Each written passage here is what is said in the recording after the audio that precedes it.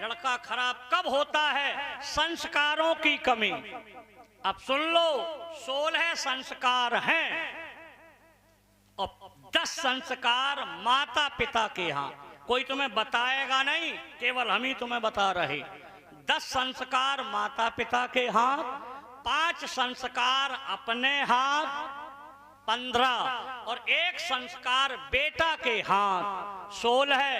3 पीढ़ियों के हाथ में 16 संस्कार होते हैं। इसलिए 3 पीढ़ियों को साकोचार में बोलते, 3 ही पीढ़ियां विवाह में, 3 ही पीढ़ियों के लिए श्राद्ध तर्पण करते। अब संस्कार आज हम गारंटी लेते तुम कर लो, और तुम्हारा बेटा खराब हो जाए तो हमें आप दंड देना। पहला संस्कार गर्भाधान, तिथि मुहूर्त नक्षत्र देख के अच्छी औषधियों का सेवन करके करो। दूसरा पुंसवन, गर्भ के दूसरे महीना से किया जाता। 2 महीने बाद माता पिता को ज्ञात होता है कि मेरे गर्भ आ गया, तो वो दोनों माता पिता ब्रह्मचर्य पालन करें। गर्भगत शिशु होते हुए जो ब्रह्मचर्य पालन होगा वो बालक जीवन में कभी रोगी नहीं होगा, कभी उसे रोग नहीं होगा। इसे पुंसवन कहते। तीसरा सीमंतो नयन चौक पूजन, गर्भ के 7वें 8वें मास में किया जाता है। चौक पूजन माताएं करती। सत्यनारायण की कथा कि आज के बाद मेरे गर्भगत शिशु है, इसमें सारा लक्षण आएगा, इसलिए हम गंदे उपन्यास, गंदी वार्ता घर में कभी कोई गलत काम नहीं करेंगे। बालक सब कुछ असर आता है। जिसके घर में गर्भवती माँ हो, 7वां मास लग जाए, कभी घर में ऐसा काम मत करना जो उसे ईर्ष्या आ जाए, उसे क्रोध आ जाए, उसे जलन आ जाए। अगर किया तो सारा लक्षण गर्भगत शिशु पे जाएगा।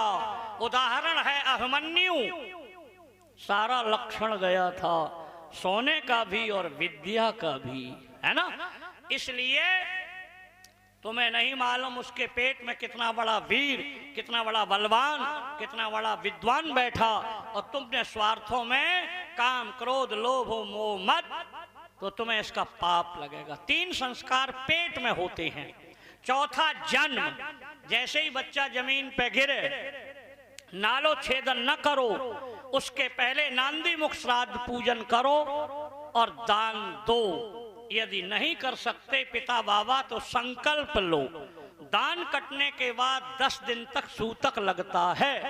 दान से पहले नांदी मुख श्राद्ध, तो उसके कभी पितृदोष नहीं लगेगा और न कभी उसको पितरों के लिए कोई हानि होगी और कभी उसका वंश खत्म नहीं होगा, क्योंकि वंश पितृदोष से आगे चल के खत्म हो जाता है। इसलिए चौथा संस्कार जन्म, नांदी मुख श्राद्ध। 5वां 10वें दिन नामकरण, पंडित जी को बुला के। और 6वां संस्कार कहते निष्क्रमण।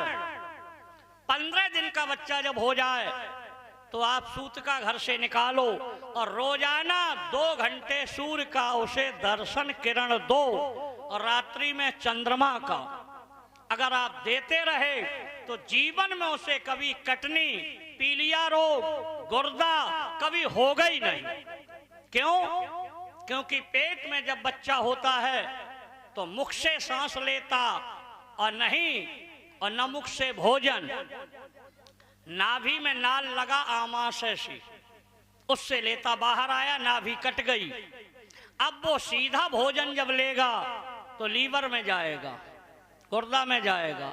इसलिए सूर्य की किरण मिलना अनिवार्य। इसे निष्क्रमण संस्कार कहते।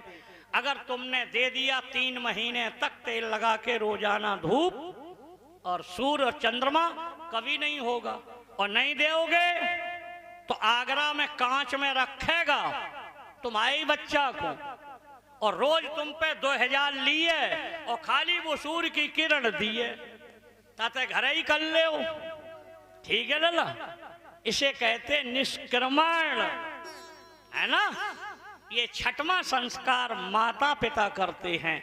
और 7वां 3 महीने पे किया जाता है केशांग, गर्भ से जो बाल आते उनको हटाना, कर्ण वेद। इससे सुषुम्ना नाड़ी खुल जाती। 3 महीना से पहले बच्चा कभी हंसेगा नहीं, जिसका हुआ हो देख लेना, ऐसे मुंह फाड़ देगा, हंसेगा नहीं।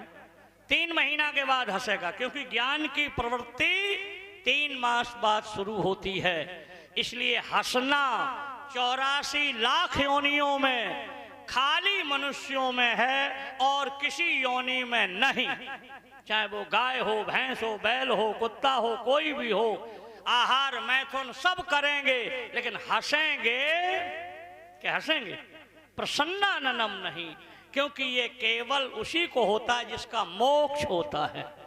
तो मोक्ष मनुष्य का साधन दाम मोक्ष कर। इसलिए 3 मास का हो जाए तो केशान, 7वां संस्कार। 8वां संस्कार अक्षरारंभ। जब 3 वर्ष का हो जाए तो गुरु के यहाँ पट्टी सरस्वती का पूजन कराना, आवाहन करना। और 9वां संस्कार याद करो, यज्ञोपवीता, वेदों की, अग्नि की, सूर्य की रक्षा के लिए, ये 10वां है। और बीच में एक कर्ण वेद, सुषुम्ना नाड़ी को जगाने के लिए 8वां। और अन्नप्राशन बीच में। कई लोगों को अन्न खिलाते हैं जिससे मेरा बहुतों को पालने वाला हो जाए। एक बालक लला ऐसा होता है पूरे परिवार की सहायता करे। और एक ऐसे होते हैं घर वालन को ठगे सो ठगे, रित्ते उदारी ठग लेते हैं। लोग जगा देना नदी जो हम नहीं पटे पाए हैं, अन्नप्राशन ही नहीं किया। तो ये 10 संस्कार किनके हाथ में है? माता पिता। करो, गारंटी है जैसा चाहोगे वैसा बालक।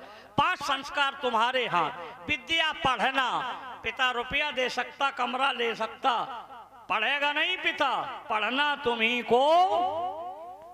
तो पढ़ना, विद्या अध्ययन करना, ब्रह्मचर्य पालन करना, गुरु की सेवा करना, ये तुम्हारे हाथ। इसके बाद समावर्तन, गुरु को दक्षिणा देके डिग्री लेना, ये समावर्तन।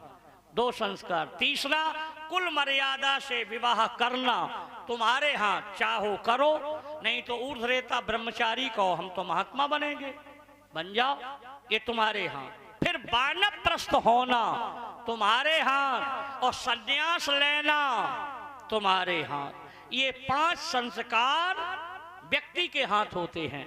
और मरने के बाद मुर्दा घाट पे संस्कार करना, श्राद्ध तर्पण करना, ये पुत्र के हाथ अंतिम 16वां संस्कार है। ये 16 संस्कार वेद में लिखे। आज गारंटी से हम कहते, आप करो, जैसा बालक चाहते वैसा होगा। लेकिन भारतवर्ष की दुर्दशा क्यों है? इसलिए कि कथा को बुढ़े सुनाना आत हैं, नौजवान नहीं। अब बुढ़िन के लड़का हुई है नहीं, क्या हुई है? अब बताओ, अब इन्हें हम खूब सुनाए, इन पे जो संस्कार को क्या मतलब है ना? पूर्वार्ध जीवन में अगर आप इसीलिए वालापन से हरि भजे और जग से रहे, मैंने गारंटी, हमारे बाबा ने कहा संस्कार करो। मैंने अपने पुत्र के उत्पादन में सारे संस्कार किए, तो हम जो चाहते थे वैसा मेरा लड़का हुआ। हमने कहा कथा कहो, बाने जहां से बोलो तहां से। नौकरी बोले बोलो, फार्म भरा, संस्कृत में 100 में 100 नंबर आए, प्रवक्ता बन गया, प्रिंसिपल बन गया। आज की दुनिया में उसने कहा पिताजी अब नौकरी नहीं लगेगी। हमने लगेगी कि क्यों? हमने एक ही नियम है कि आप एक काम ऐसा सीखो जो पूरा जिला न कर पाए, चाहे डिलोई फेंको, लेकिन पूरे जिला में अंगाऊ फेंक दो तो तुम नौकरी लग जाइए। ठीक है, अब तुम्हें नेक केमिस्ट्री याद, नेक फिजिक्स, नेक गणित, नेक अंग्रेजी, नेक तो कभू ना ही लगी हो। हमने हमारे कैसे जगह पूरी भागवत रटी है, तो दुनिया में कोई आए चाहे ना आए तुम्हारी कथा लगेगी। 5 जिलों में आगे हो जाओ।